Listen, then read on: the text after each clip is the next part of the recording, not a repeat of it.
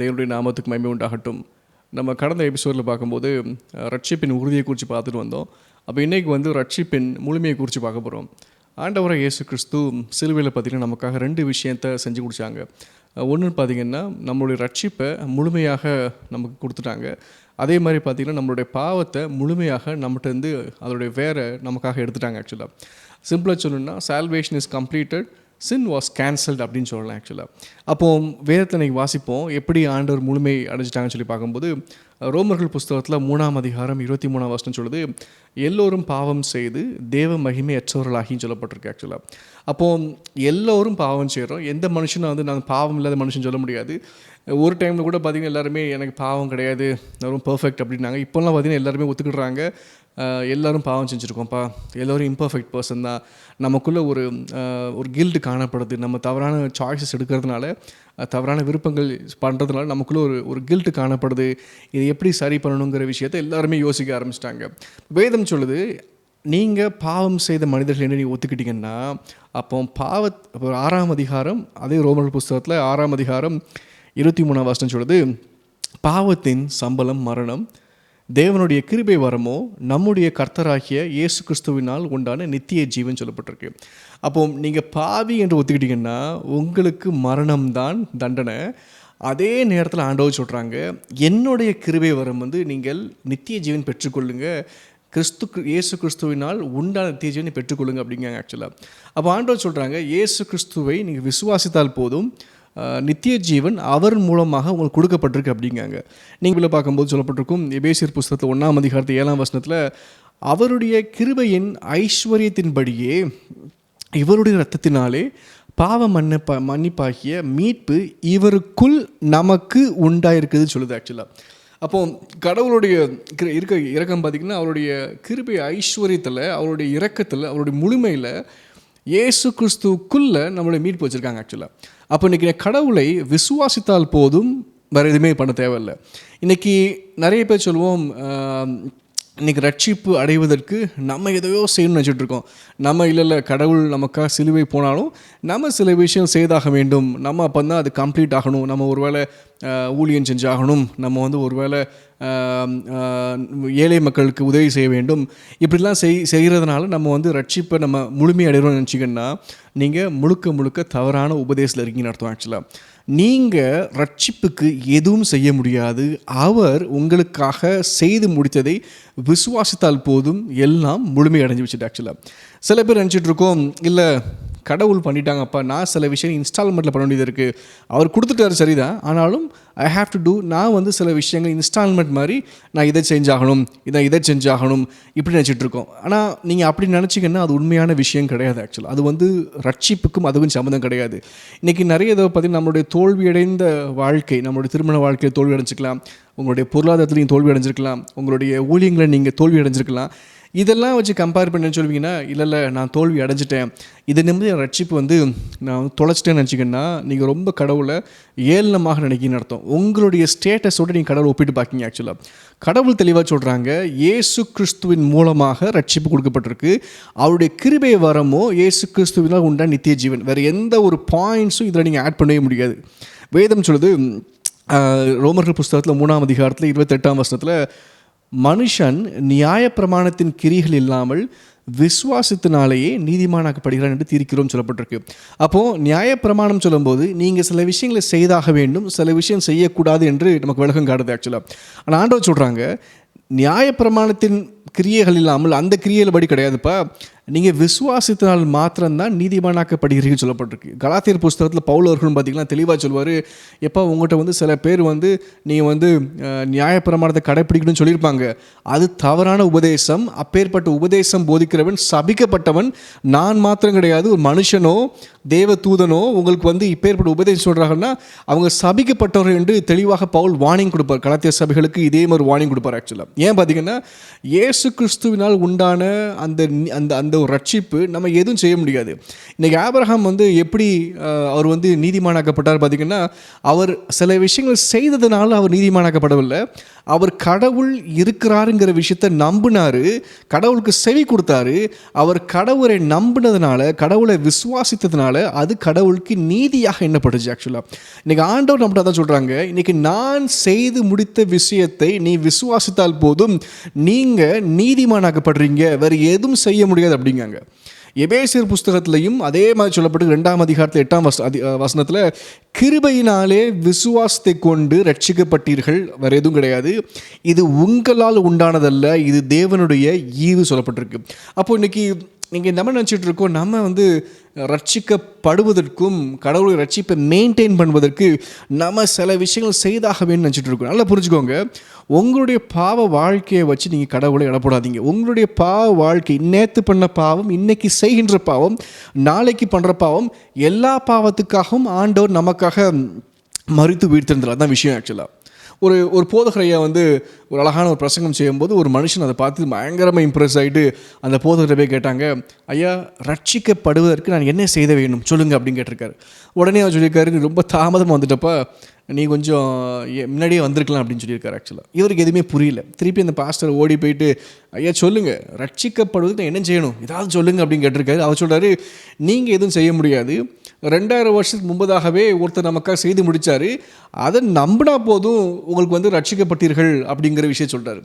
அவருக்கு வந்து இது ஏற்றுக்கொள்ளவே முடியல. ஆக்சுவலி அது எப்படி நம்பினா மாத்திரம் போதுன்னு சொல்கிறீங்க, அப்படின்னா எதுவும் செய்யவே வேணாமா அப்படின்னு கேட்டிருக்காரு. நீ எதுவும் செய்ய வேணாம், நீ விசுவாசித்தால் போதுன்னு சொல்லியிருக்காரு. ஆக்சுவலாக கடவுள் முழுமை அடைந்த விஷயத்தை நீங்கள் எதுவும் புதுசாக உருவாக்க முடியாது, அது முழுமை அடைந்த விஷயம். ஆக்சுவலாக இந்த மனுஷனுக்கு பார்த்திங்கன்னா சுத்தமாக மண்டையில் ஏறவே இல்லை.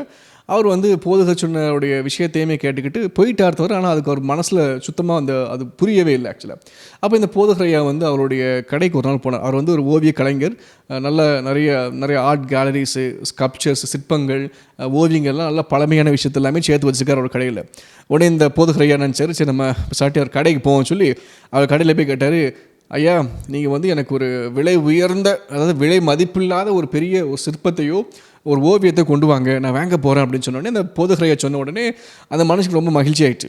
சரி போதகரையா வந்து வாங்க போகிறான்னு சொல்கிறாரு, நம்ம நல்ல விலை உயர்ந்த ஒரு விஷயத்தை கொண்டு வருவோம்னு சொல்லி ஒரு அழகான ஒரு ஓவியத்தை கொண்டு வந்து, இந்த ஓவியம் வந்து 1000 வருஷம் பழமையான ஒரு ஓவியம், இந்த ஓவியத்தை நீங்கள் வாங்கினீங்கன்னா ரொம்ப சிறப்பாக இருக்கும் அப்படின்னு சொல்லி பேசும்போது இந்த போதகரையா சொன்னார், நான் வாங்குகிறேன், நான் முழுமையாக வாங்க போகிறேன், ஆனால் எனக்கு ஒரு சிறு விஷயம் செய்யணும் அப்படின்னு சொல்லியிருக்காரு. உடனே அவர் சொல்கிறார், நீங்கள் சொல்லுங்கள் என்ன வேணும்னு சொல்லுங்கள், நீங்கள் வாங்க போகிறீங்களா, நான் செஞ்சு முடிக்க அப்படின்ட்டாரு.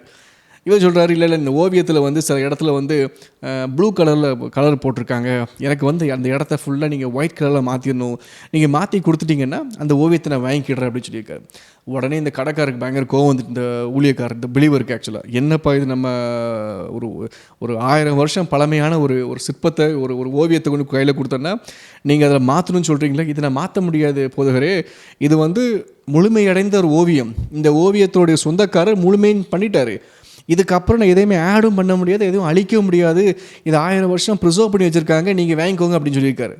அப்போ இந்த போதகரையை சொல்லியிருக்காரு, எப்படி ஒரு ஓவியன், ஒரு கலைஞர் வந்து ஒரு படத்தை வரைஞ்சி இதை முழுமையடைஞ்சு சொல்கிறாங்களோ, அதே மாதிரி பார்த்திங்கன்னா நமக்காக ஆண்டவர் கிறிஸ்துவின் சிலுவையில் பார்த்திங்கன்னா உங்கள் ரட்சிப்பு முழுமை அடைந்து விடுதுன்னு சொல்லிட்டாங்க, இனி நீங்கள் அதை விசுவாசித்தால் போதும், வேறு எதுவும் பண்ண வேணாம் அப்படிங்கிற விஷயத்த பண்ணோடனே அந்த ஐயாவுக்கு புரிய வந்திருக்கு. ஓகே நான் புரிஞ்சுக்கிட்டுறேன் அப்படின்னு சொல்லியிருக்காரு.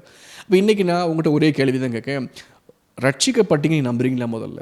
அதே மாதிரி ரட்சிப்பு அடைவதற்கு நீங்கள் ஏதாச்சும் செய்யணும்னு விசுவாசிக்கிறீங்களா?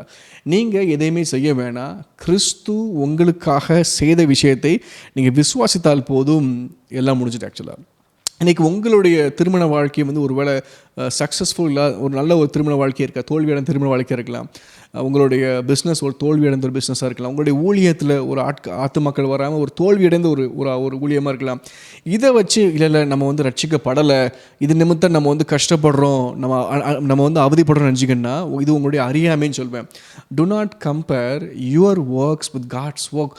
உங்களுடைய வேலையையும் கடவுள் செய்த வேலையும் நீங்கள் கம்பேர் பண்ணி பார்க்காதீங்க. கடவுள் செய்த வேலையை பார்த்திங்கன்னா தன்னுடைய ஒரே பேரான குமாரனை, பாவமில்லாத குமாரனை நமக்காக பாவியாக ஒப்பு கொடுத்து அவர் பாவமாக மாறினார். அவர் பாவியாக மாறவில்லை, நமக்காக பாவமாகவே மாறினார் ஆண்டவர் இயேசு கிறிஸ்து. அது ஒரு முழுமை அடைந்த விஷயம் ஆக்சுவலாக. இன்றைக்கி நம்மளுடைய ஒருவேளை ஒரு கணவன் மனைவி வந்து ஒரு திருமண வாழ்க்கையில் சண்டை போடுறாங்கன்னா, அவன் சண்டை போடுறாங்க, தனியாக போய் உட்காந்துருக்காங்கன்னா என்ன ஆகுது பார்த்திங்கன்னா, அவங்களுடைய மேரேஜ் கவனன்ட் பிரேக் ஆகலை, ஆனால் அவங்களுடைய மேரேஜ் திருமணத்தில் இருக்கிற அந்த உறவு பிரேக் ஆகுது, அவங்களுடைய பேச்சுவார்த்தை உடையுது, அவங்களுடைய ரிலேஷன்ஷிப் பார்த்திங்கன்னா அங்கே உள்ள உறவு துண்டிக்கப்படுது, அவ்வளோதான். இதே 2 பேரும் ஐ எம் சாரி இந்த மன்னிச்சிட்டு சொல்லி 2 பேரும் சேர்ந்து வாழ ஆரம்பிச்சிட்டாங்கன்னா மறுபடியும் அவங்களுடைய உறவில் வந்து மறுபடியும் ரெனியூவல் ஆகும். ஆனால் அவங்க கவனன்ட் பார்த்திங்கன்னா என்றைக்கும் உடையாது, அவங்க திருமணம் ஆனது தான். அதே மாதிரி பார்த்திங்கன்னா இன்றைக்கி நாம் கடவுளுடைய பிள்ளைகளாக ரட்சிக்கப்பட்டதுக்கப்புறம் இன்றைக்கி நீ என்ன பாவம் செய்தாலும் என்ன ஆகுது பார்த்திங்கன்னா, உங்களுக்கும் பிதாவுக்கும் உள்ள உறவு துண்டிக்கப்படுதே தவிர, இல்லை உங்களுக்கும் பிதாவுக்கும் உள்ள அந்த பேச்சுவார்த்தை தூரமாகதே தவிர, உங்களுக்கும் பிதாவுக்கும் உள்ள உடன்படிக்கை ஒரு நாளும் அது பிரேக் ஆகவே ஆகாது ஆக்சுவலாக. அப்போ இன்றைக்கி பிசாசு எப்படி வஞ்சிருக்கான் பார்த்திங்கன்னா, நீங்கள் பாவம் செய்கிறதுனால, நீங்கள் தவறு செய்கிறதுனால, நீங்கள் ஒரு ஃபெயில்டு லைஃப் வாழ்கிறதுனால யூ ஆர் நாட் சேவ், நீங்கள் ரட்சிக்கப்படவில்லை என்ற ஒரு பொய் பிரசங்கத்தை வந்து உங்களுடைய இருதயத்தில் வச்சுருக்கான். நீங்கள் அதை நம்பாதீங்க. ஆக்சுவலாக கிறிஸ்து உங்களுக்காக ரத்தம் கொடுத்து காப்பாற்ற ரட்சிப்பை எந்த மனுஷனாலும் எந்த பிசாசுனாலும் உங்களை விட்டு பிரிக்க முடியவே முடியாது. God has done a completion for you. நீங்கள் அதை விசுவாசித்தால் போதும், நீங்கள் ரட்சிக்கப்பட்டீர்கள். ஆக்சுவலாக வேறு எதுவுமே சொல்ல, வேதம் தெளிவாக சொல்கிற எபிரேய புஸ்தகத்தில் 9ஆம் அதிகாரம் 26-28 வாசிங்கன்னா சொல்லப்பட்டிருக்கும்.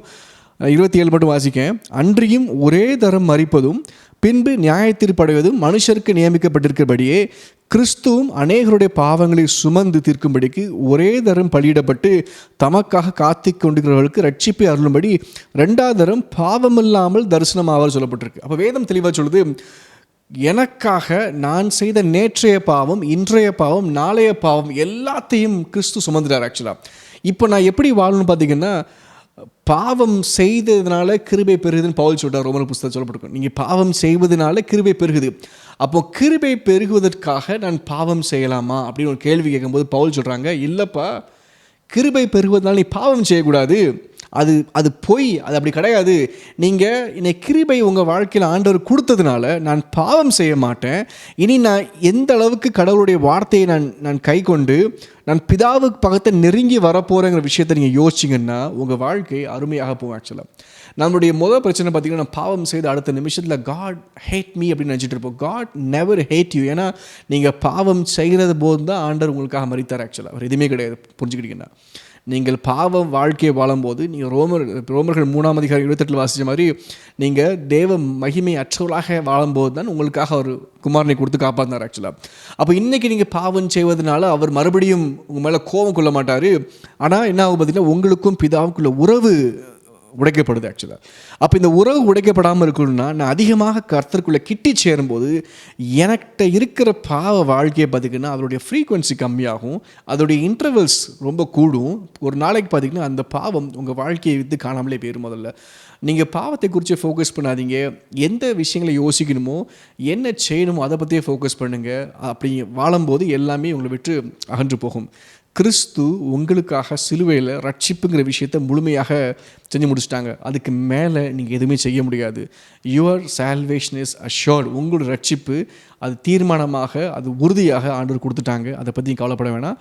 நீங்கள் கர்த்தர்கிட்ட கிட்டி சேருங்க, தேவனுடைய வார்த்தையை நீங்கள் தியானம் செய்யுங்க, கர்த்தர்கிட்ட அதிகமாக கிட்டி சேர்ந்து அவருடைய ஒரு குமாரனை போல் அந்த உலகத்தில் வாழ ஆரம்பிங்க, கிறிஸ்துவை பிரதிபலிக்க ஆரம்பிங்க. மற்றது எல்லாமே உங்களை விட்டு அகன்று ஓடி போகும். கர்த்தர் உங்களை ஆசீர்வதிக்கட்டும். மறுபடியும் அடுத்த ஒரு எபிசோட் சந்திப்போம். God bless you all. Thank you.